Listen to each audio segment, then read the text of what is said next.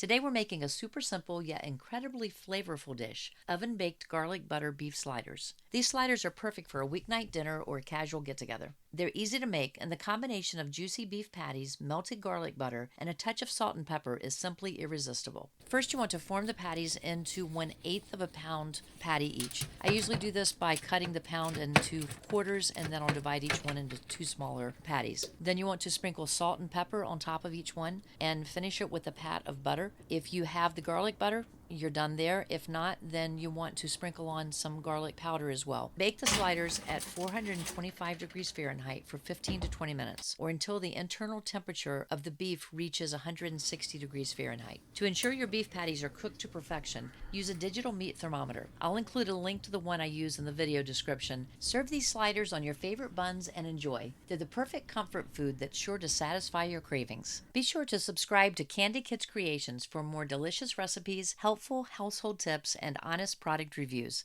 I'll see you next time.